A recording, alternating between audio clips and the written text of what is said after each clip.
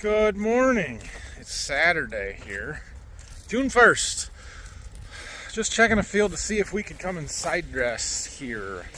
Looks a little drier here than a lot of our fields do, at least the ones we were in yesterday. So I think we can do this one. I'm gonna go check one more, and we'll get started. I do have a graduation party I have to go to today, but we should be able to get a fair bit of side dressing done.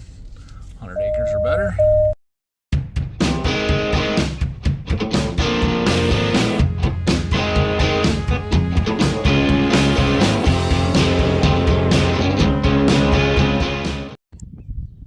Okay, I was on my way to check the other field and we got distracted. This is that last field of corn that we planted, that new farm, 40 acres here. You can see the corn's popping up here. It looks okay. It took a little longer to come up than some of the other stuff did, but I think that's because it cooled down and we haven't been as hot. Not getting as many heat units, growing degree days. It's a little uneven, but this was pretty rough, so I'm not real surprised by that. It's here though. I mean, you got a plant there and we got one here. There's a couple in between somewhere that I haven't poked through yet. There's the one right there. So there and there and there and there and there. Most of them are here. This farm is very wet on top yet. We are half a mile away from the field we were just in that I think is dry enough to work. That is the difference in drainage tile and cultural practices, because this had so much residue and covers and wheat stubble that hadn't been worked down in the fall. It holds the moisture in so much worse or better, or depending on how you want to look at it. When you're trying to get it to dry out, it's worse. And we usually are too wet in the spring, not too dry, so that's why we don't leave wheat stubble with weeds growing in it all winter, because it never dries out in the spring. Here's that other field that we needed to look at.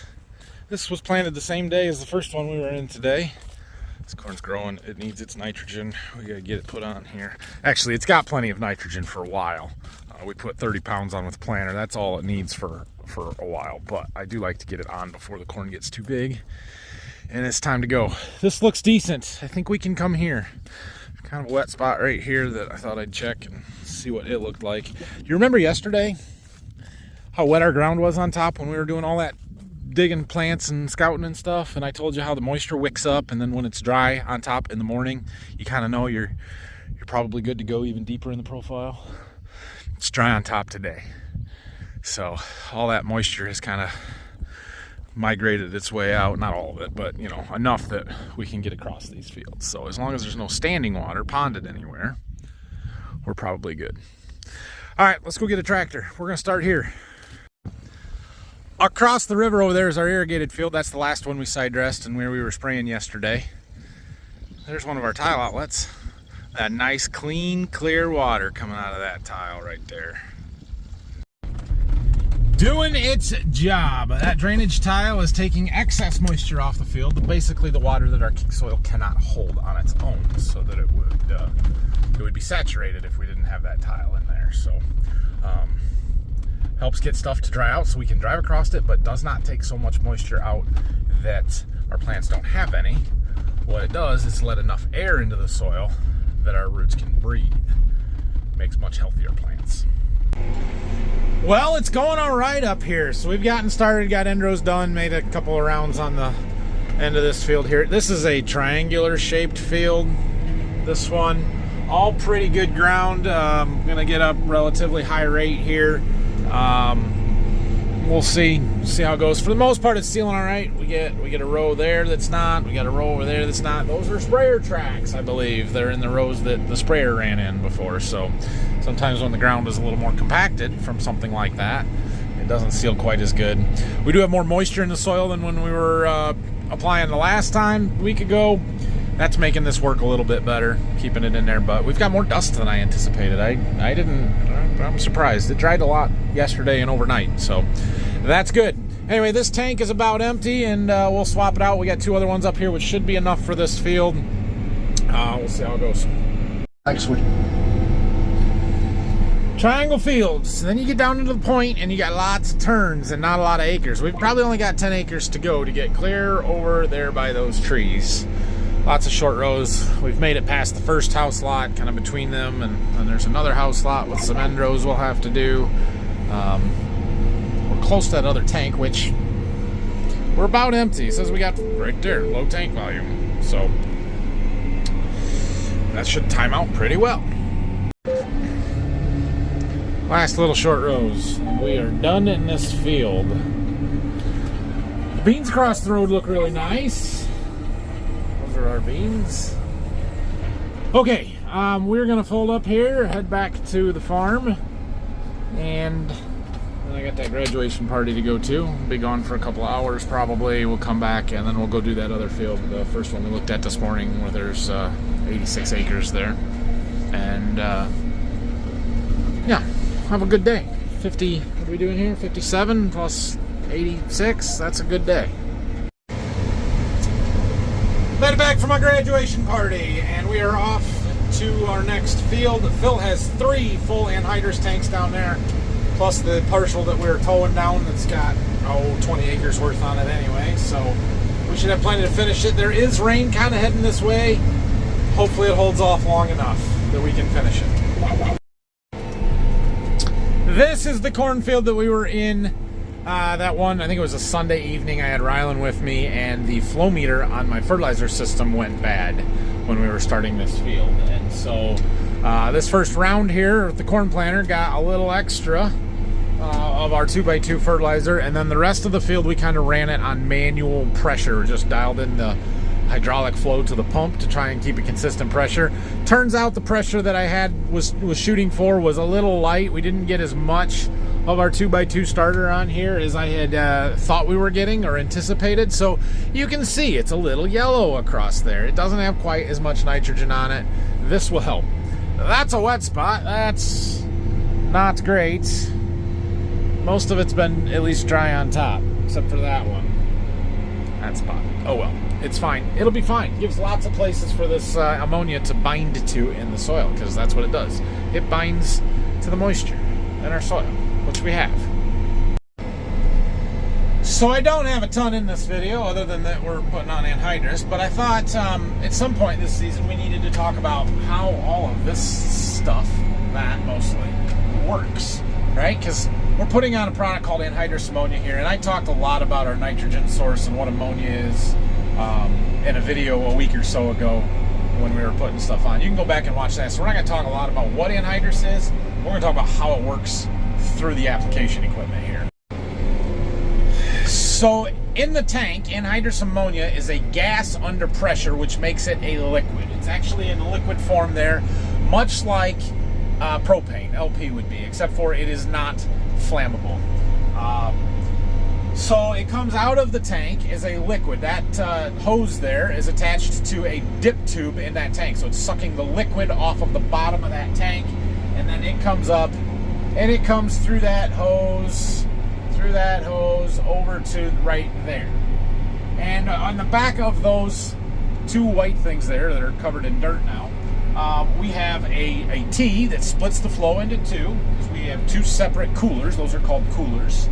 And then both of them have a screen in it. You may have seen me clean that screen out before we were getting started there that first day, and there was a bunch of rust and flakes of metal and stuff in there. There's a magnet in it to keep the everything attached, but that stuff's coming out of the inside of the tanks.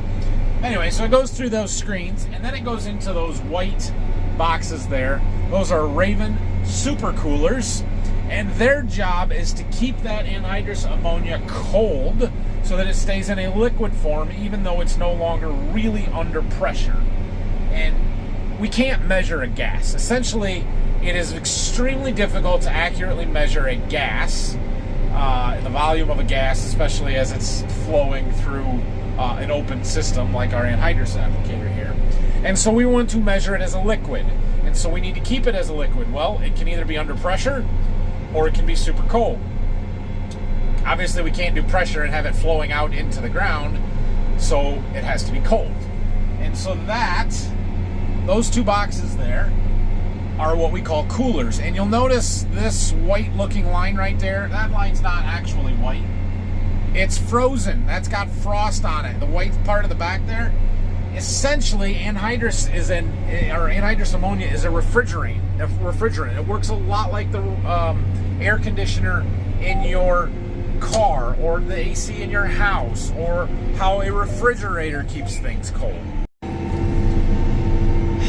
Essentially, an air conditioner, whether it's in a car or a house or a refrigerator or whatever it does, it works by compressing a refrigerant, whether that's a Freon or, in our case, anhydrous ammonia, which we already have compressed, and then you run it through some sort of an orifice where it then expands and it lowers the pressure, which expands it, and it kind of has a reaction there where it absorbs some of the heat out of it. In an air conditioning system, that's through an expansion valve.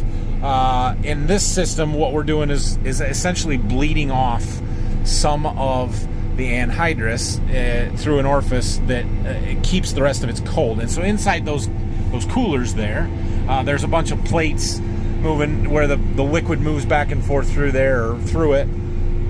And we have those vapor tubes, they're called. They're the frozen ones that come off the back, the 3/4 inch line there. There's 2 of them on each cooler, and it just bleeds off a trivial amount of the anhydrous, and then those lines run down and they piggyback on another opener where we're injecting that into the ground. So we're not really losing it, but it's also not getting measured. But like I said, it's a trivial amount that it's adding. And so then the anhydrous is going in through the center of that, kind of working its way down to the end, and then back through the outside, out through an elbow. If you've ever had a gas leak on something like a propane tank, like if you have a grill tank and you just open the valve and it starts bleeding off, eventually you'll notice that it'll start to ice up or freeze because of that reaction of the gas expanding. It's essentially the same thing that's happening in our coolers over here. Now, as the gas or then the liquid anhydrous comes out the bottom of that cooler, you can kind of see that elbow right there on the bottom side, right there. They then tee back together. We come out of both coolers, come back together, and then there's a pipe that comes back up, and it eventually comes back around the front, comes up through that elbow, and then we have another tee up there that's got a settling drain there, plug on the cap on the bottom. Whatever. And then we have a couple of gauges. One of those is a pressure gauge, one of those is a temperature gauge. From there, we then go through a master on-off valve. That first black box right behind those gauges, that's our master on-off. That shuts the flow to the entire bar, on or off, depending on my master foot switch over here. And then right behind that, we have what's called a servo valve, or essentially the valve that is controlling the flow, the rate. So that's the one that will make minute little adjustments depending on our speed, on the target rates, all of the different things that we need it to do to control how much anhydrous is getting on. And that's where we can measure out and why it's important that we're liquid. Okay. From there, we go through a check valve that's behind there. You can't really see. And then there is that manifold or distributor there where 3 big hoses coming out. That's our section distributor. They then go down from each section to another manifold, like right there. And that is what's distributing to each individual row. Now you'll notice the big coil of the small hoses around that. Wait a minute, back up, I forgot a piece. So before we see that distributor there on each section, you'll notice another one of those black boxes. That's a section control valve. So we can control each wing and the center section independently. We have 3 sections on this applicator. I can control them manually with these buttons here, or it will use our section control on our display to, when it senses overlap, an area that's already covered on, say, one side of the bar but not the other, it'll shut whatever section 1 or 2 off, leave another one on, in order to not over apply or to overlap what we've already applied. And consequently, when it does that, say you shut one section off, well, then you need to reduce your flow to the rest of the bar. That's where that servo valve up there comes into play again, as it will make that necessary adjustment. But anyway, so then we come out of our distributor, and you'll notice all the hose It is very important at this point that all of those hoses are the same length, because we do not have an orifice in the system, especially after the distributor there. If you had some rows shorter than others, you're going to get more flow through these shorter hoses because there's less resistance there. So we coil up all the extra hose that we don't need, or that for the rows that are super close to that, in order for them to all be the same length on each individual distributor there. So that's how that works. There is also one of those ports coming off of that goes to the pressure gauges there. We have the 3 pressure gauges that show me each individual section and what pressure we've got running through the bars. So that's kind of how that stuff works. I know it would be a little better if I was out of the cab and actually showing you stuff a little bit closer, but then I would have to stop the tractor, and well, we're not doing that. I don't know how you can tell you can't meter a gas. See these, how it's all jumpy there, where we went from low to high to low to high in this pass? Well, that's where we ran out. Our tank got empty, and then you get gas burst through the flow meter. Yeah, somewhere in there there's a flow meter. Oh, it's underneath. That's why we didn't talk about it. It's in the pipe coming out the bottom of the coolers there. Forgot that piece because I couldn't see it. But anyway, it makes it erratic. So after we run out and I know that we're empty there and those are not accurate, I just kind of turn my section control off and go back over it. I didn't catch that one for a few hundred feet. It's okay.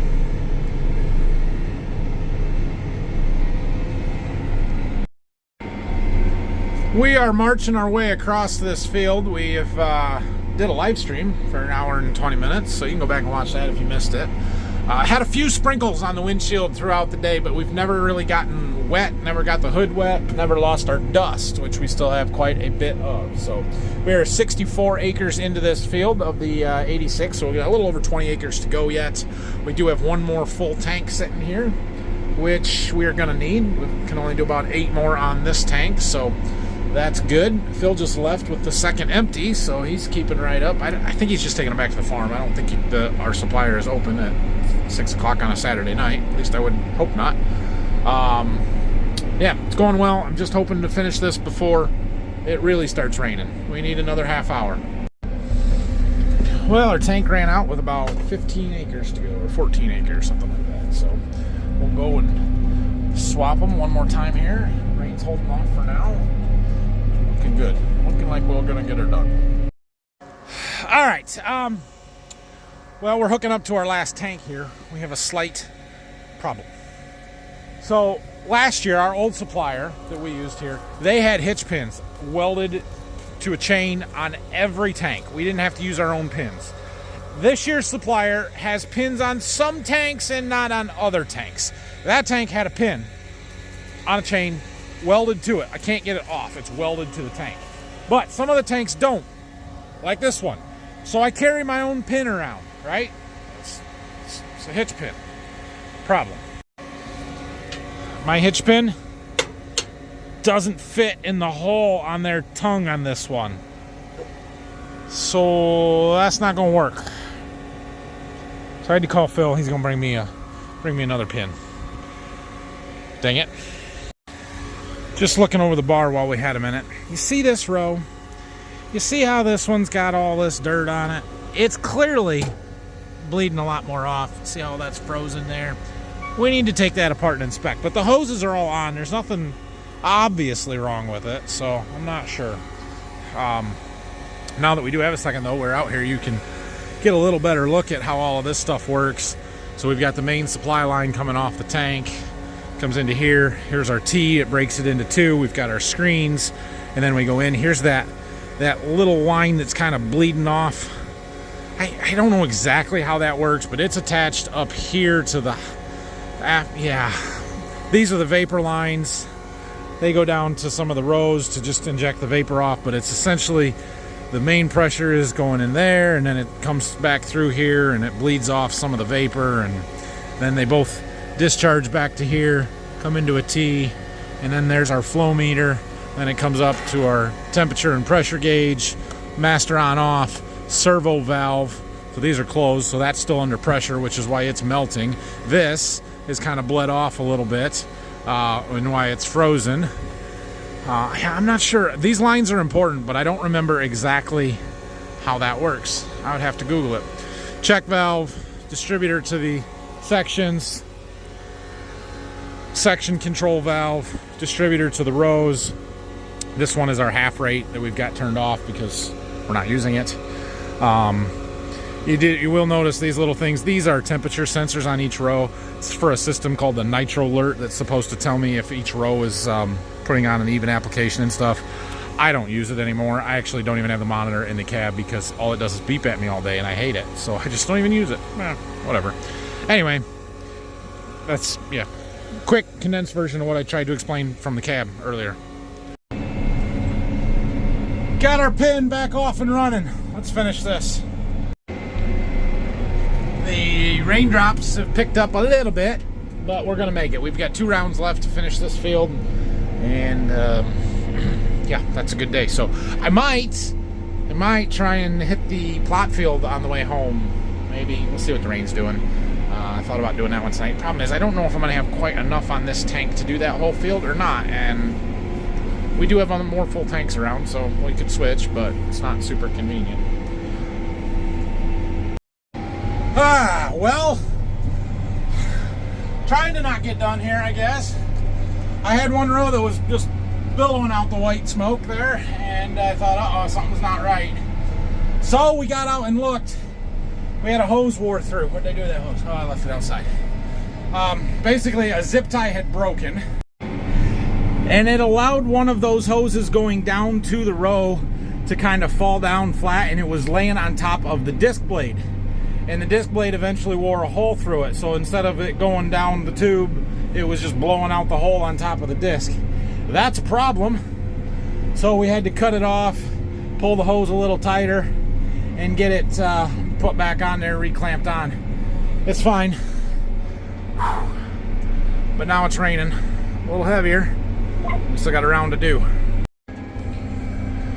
Okay, we made it. It was a little close. It's getting sticky. The anhydrous applicator has a gauge wheel just like the planter does. And once the dirt starts sticking to it, you lose depth. And you can't get stuff in as deep as you are supposed to be. Now with anhydrous, it's not as critical as seed, but the shallower it is, the harder it is to keep it in the ground, and you start losing some. And so we don't want our gauge wheels to get all packed up and sticky with dirt. So we're gonna call it a night. We're gonna head back to the farm here. Yeah, rain's definitely picking up now. I was doing real good until that hose broke, and then I got all dirty. Oh well. Well, we'll see what happens with this rain. Hopefully we don't get too much, but I doubt we're gonna be doing anything tomorrow, so we'll probably see you guys again on Monday. And again, depends on the rain and what we're doing. If it looks like it's gonna be wet all week, maybe we'll have a chance to get started on or keep working on the roof in my seed warehouse there. That's kind of what I would like to do, but we can get the corn planter cleaned up and finish putting that away, so that'll probably be on the agenda this week too. Have a great rest of your weekend. Thanks for watching. If you have any questions, comments, leave them down below, and we'll see you tomorrow, or we'll see you when we see you. That's what I should say. See you when we see you.